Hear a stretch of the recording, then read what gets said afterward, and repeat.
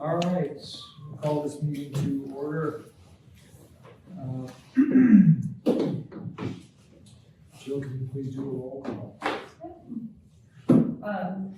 Joe? Yep. Jane? Yep. Seema? Here. All right, any public comment? Wayne, any public comment? Nah, Thanks. won't do So any the good. first item for deliberation and potential action here, resolution number 17, approval of John Ketchum as executive director. So John's been serving as the acting ED. This resolution would make him officially no longer the acting ED, but the executive director. Is there a motion on this resolution? Motion. I second. Motion from Stephen, second from Jane. Any comments or questions? All right, I'll just make a comment that, John, I think you've been doing a terrific job, and I'm happy to have you move into the position of official executive director. I think the board has had a number of conversations about this, and it's the consensus, and in fact, it's been unanimous that you've done a terrific job since you stepped in. So, I appreciate your confidence. yeah, looking forward to it. Jill, can you call the vote, Jill? Seema? Yes. Joe? Yep. Jane? Yes. The next resolution is resolution number 18, which would add John as an authorized signer to the bank accounts. Is there a motion for that resolution to approve? I'll motion it. Jane makes a motion, I'll second. Stephen seconds. Any comments or questions? So this is just a perfunctory thing to add your name so you can get access to those things. Jill, make the vote, call the vote, please. Joe? Seema? Yes. And Jane? Yes. All right, so the main item on our agenda is the continuing discussion of the budget for this coming fiscal year.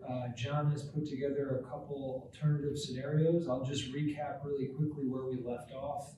We did quite a bit of examination of the budget at our last special meeting. The board tasked John with addressing the deficit that was in the original proposed budget, which was around 200 or so. It was around 150, and then I realized it after the fact. And if you would all look at that, they omitted the retirement expense for the administrative staff, and adding that in the deficit, then with the negative 201. Okay. So that was the initial draft budget. We asked John to see what he could do to try to reduce that deficit figure, and John came back with 3 different scenarios. Do you want to just summarize and walk through really quickly? Sure. The scenario A was, when I did the budget, I didn't know that I was going to be appointed the executive director. I didn't know which direction the board was going to go. So I had a position there for executive director as well as a position for the deputy executive. One of the scenarios then was to remove the deputy executive salary and benefits, and that brought the deficit from 203,100 down to negative 111,300. That was scenario A. Scenario B used that as a starting point, and then took the projected occupancy rate from 90% to 93%, which honestly, I prefer 95% or higher, so it would be fully doable. And that reduces the deficit down to a negative 35,730. And then scenario C, the remaining one, again, building on scenario B, looked at possibility of I would like to promote the current assistant maintenance inspector to the position of maintenance superintendent at the start of the fiscal year. And in doing that, it would increase the deficit from a minus 35,000 to a minus 38,000. But that would give, it would give him more validity in the eyes of the maintenance that he oversees. And he's really done a very good job to date in taking on the responsibilities. I think he deserves it, and it would be good to help further the mission of the housing authority to be dispatched. Any questions for John about these three alternatives? So again, we've got three scenarios. One that eliminates the deputy ED position and that payroll expense. The second scenario that does that as well as increase the projected occupancy rate to 93% from 90%. And then the third scenario, which promotes Kyle to the maintenance superintendent, which adds a bit back, puts us at a 38,000 deficit. Any questions, Jane or Sina, about those scenarios? No, they sound great. I was wondering though, the third one, sorry, John, I know you're gonna flip with the numbers, but I know you guys mentioned, you have two copier machines, and maybe we could do without one of them. You know, we're actually looking at that, we're looking at other expenses we can reduce. I actually just got a PDF file from Hagan last week, listing all of the hardware that we have, so that I can look at that, which gives me the lease terms on this, so I know when we're ready to do something.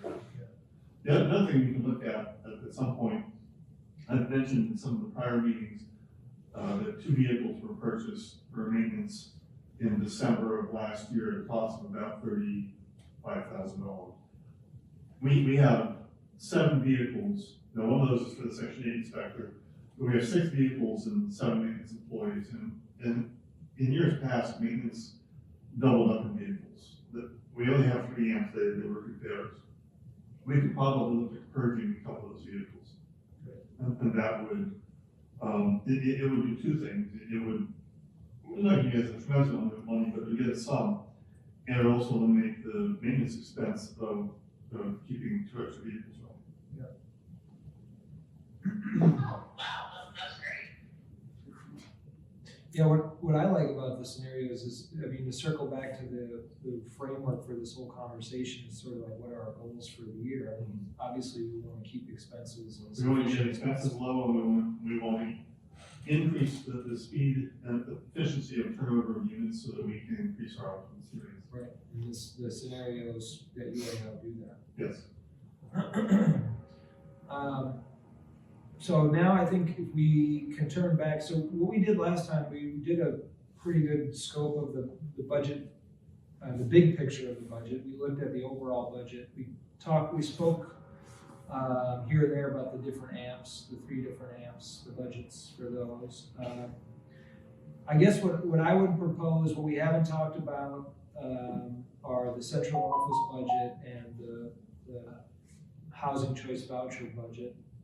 But before we get into either of those, I guess I'll just ask Jane and Sina, do you have any questions, lingering questions about anything we discussed last time, including the 3 different projects, which meaning Holland Towers budget, Elm, Morgan scattered site budget, and Guild budget?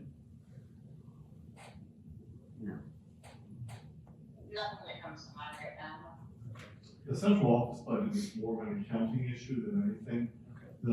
Where you'll see the maintenance fees and stuff in there, the management fees. Those are just the way we allocate costs between the amps. You know, obviously we pay everything over the office, and then we ultimately split it out between the amps. Yeah. So that there's not a whole lot you can do in there, other than, like we said, we can eliminate one copiers, scale some of that back a little bit. The housing choice voucher one is a little trickier. We have to be very careful this coming year in particular to not put out more vouchers than what we get funding for. Last year, 2024, we did get into a situation where we were over-leased. Meaning we put out more vouchers in here. Well, what happens is there are seminar gurus out there. Jack Blosky's one of them. He's a CPA, and he teaches seminars to housing firms. And he's one of the people that says, put out as many vouchers as you want, and hello catch up, they'll just increase your funding. And that's really, not everyone agrees with his philosophy. And Heather was pretty clear with this last year, that was how we operated last year, and we did get over lease, and we were able to tap into some public reserves for that, but they were pretty stern about not doing it again.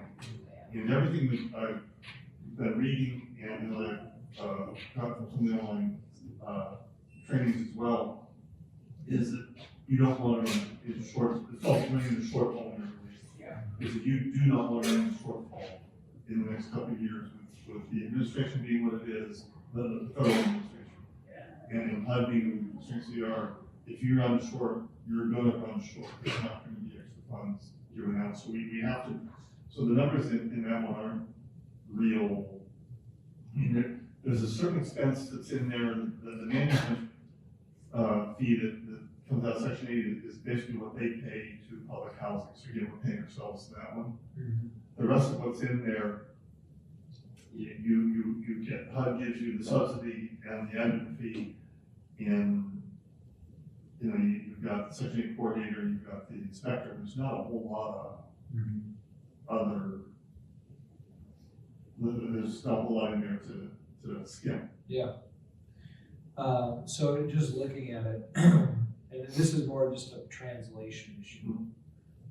So where it says at the top, I mean, ACC units make sense, 185 units, that's the number of vouchers we have out, available or out there. Well, that's the number of vouchers, that's how many vouchers we have. The amount we have out there is 100 and, let me think for a second. Something, I mean, you don't need the exact number, but it's less than that. Yeah. And is that what utilization refers to, where it says 92%? I believe it is. Yeah, and one of the things that could help that, and Vanessa's looking into this, up until now, we've always paid, there's different categories of voucher holders. VASH is one of the big ones. VASH are your veterans. Veterans get veterans preference, they don't go into any waiting list, they get moved right in. And we've always paid them out of the regular Section 8 subsidy. And there's actually separate funding available potentially to dip into specifically for VASH. There's also separate HUD funding for one of the other categories that is looking at. It's not You, the like family. kids who have been in foster care Yeah. or. And in most instances, right now, we're paying for that out of our regular subsidy.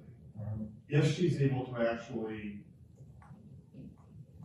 get us access to the funds specific for those, that would free up that much more money that we could then give out that many more vouchers to non-match. Yeah. But that's still a big if. She's still working on that. Okay, that's good news, hopefully. Yeah. So then again, just looking back, I mean, the main question, and you probably already answered it in what you said, but so we get, so our funding is the subsidy and the admin fee from HUD. And the subsidy pays the rents. Right. So what we actually make is the admin fee. And so I'm just tracking down the form, and then, you know, by the time we get to the bottom, our net operating cash flow is at a deficit of 57. And some of that, again, that's paying what we're paying back to the housing authority for our management fee.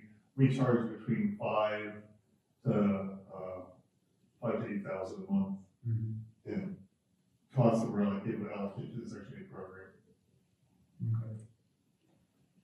So, in other words, I mean, this kind of ties in maybe to the central office budget? It kind of, and the whole thing, the ultimate deficit that you have in the budget you saw, you have the negative 38,000, for instance, in the scenario C. Yeah. Scenario C,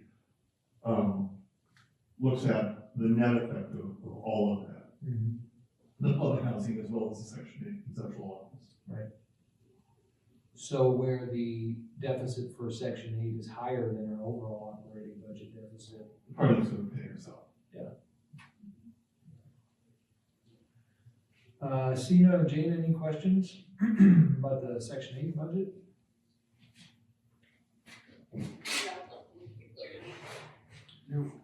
And so, when will we know if we're able to, first of all, fund all of our, I mean, we're projected to be able to fund all of the vouchers as it is, because we're playing it conservative. Will we know at a certain point if we can get It's out? not as early as you think. Yeah, It, sometime, you might not go till May, okay. that it's, they tell you, but then they don't tell the open funding for quite some time, it's usually late spring into the summer.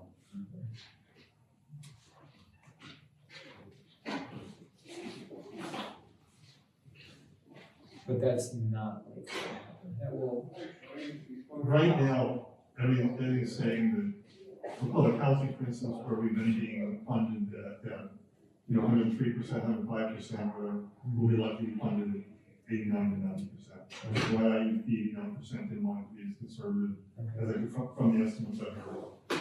And Section 8, they haven't given an estimate on funding as much as they've said that whatever's there, you absolutely don't want to exceed that.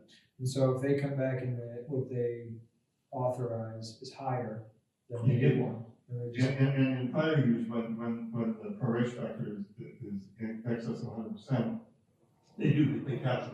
They give you your operating fund each month, and it might be 6 months, 8 months, 7 months, a year, and then they'll go back and catch you back up.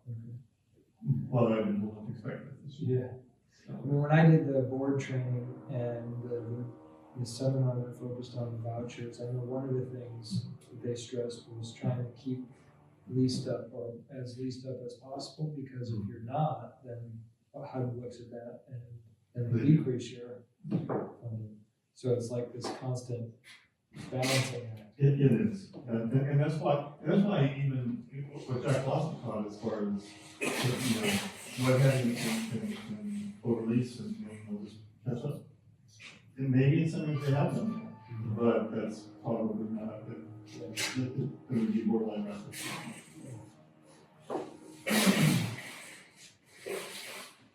Alright, well, I don't have any more questions about the budget. Again, I appreciate the work you did to try to really, that was a huge impact that you made with And those. again, this shouldn't be a one-time, okay, you guys do whatever, and go tuck your way and go home. Yeah. We should be revisiting this every couple months or so, as we get more data, if we find that the proration factor is whatever it's coming in at, if we find additional expenses or if we have additional savings, we should be revisiting it, so that if it's getting worse, we need to know why, or if it's getting better, we can maximize that. I mean, I'll try to keep that in mind too, but perhaps like just as a quarterly check-in, we can include that every few months in terms of our regular meeting.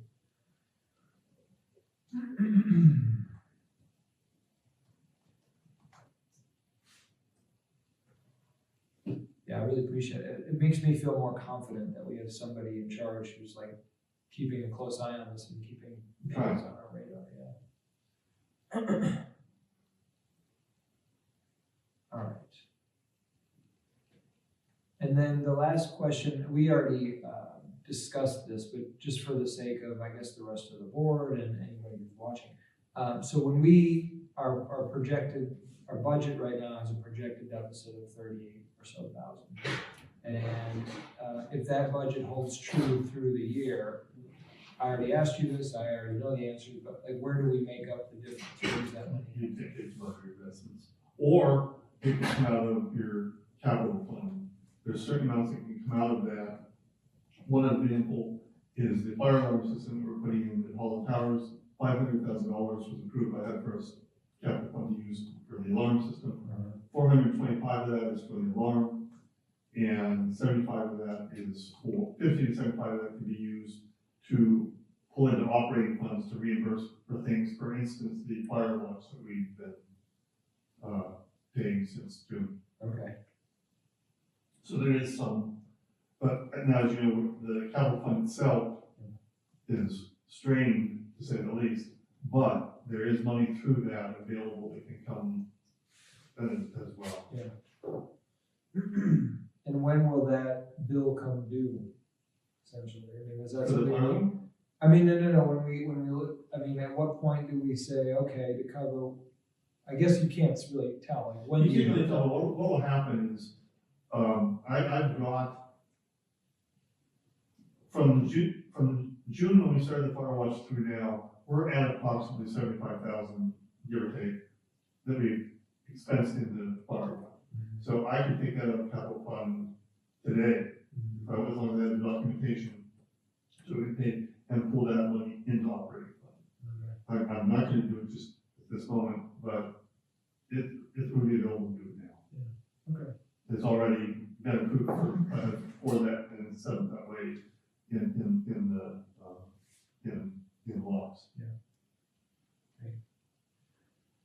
All right, anything else, Jane or Sina? I keep asking you. We did have I had a thought, and I guess, I don't know, maybe I got confused. We have 2 executive directors now, we're down to 1, won't that possibly impact the budget?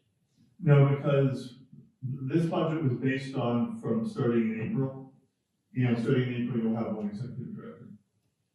And it's running in the fiscal year. Oh, I see, you started it after that point already. Right, it's starting from April 1 to March 31. Okay, dang. And for the time being, because Joe had asked me this a while back, what about replacing a deputy or whatever? And at this point, I have no intentions of doing that.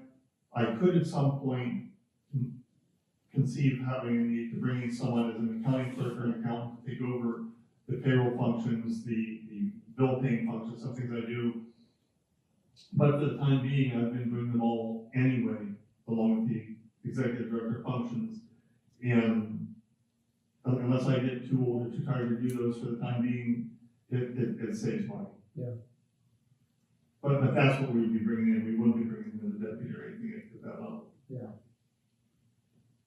So in other words, you're single-handedly helping us deal with this budget deficit by taking. I'm doing it anyways. If you'd asked me 8 months ago if I wanted to do it that way, I would have told you no. But honestly, it's, you get a rhythm to it and I think it's the right thing to do for now. All right, is there a motion then? So we have a resolution to approve the proposed budget that we have. And I'm gonna just make clear that we're talking about scenario C, Okay, the one where we also promote Kyle to the I main. think that's the best option personally. So is there a motion to approve that budget via resolution? I motion to approve C. I Second? second C. Great. Any further discussion or Sounding questions, dumb. comments? No, I just think it's great that Kyle's being promoted. I think he should be paid more. I mean, it's always good to let your workers know that you appreciate their hard work. I agree. All right, roll call vote, please, Jill. Joe? Yep. Sina? Yes. Jane? Yes. All right, and that's it for our meeting today. Is there a motion to adjourn? Motion to adjourn. Thank you. Is there a second? I'll second. All right. Roll call, Jill. Joe? Yep. Sina? Yes. Jane? Thank you, everyone. Thank you, John. Thank you, Jill. Thank you, Chris. Thank you, Jane. Thank you, Sina. See you all. Did you get everybody? See you all in a couple weeks on our first regular session of the year. All right, Yeah. Sina, signing off unless you have anything else. I hope you feel better. Yeah. Thank you. Thanks for phoning me in. So, I'll hang on to the papers for you. I need some signatures from you anyways, but you can, so I'll get them. You have to sign it, what he's saying. Well, no, I signed one sheet.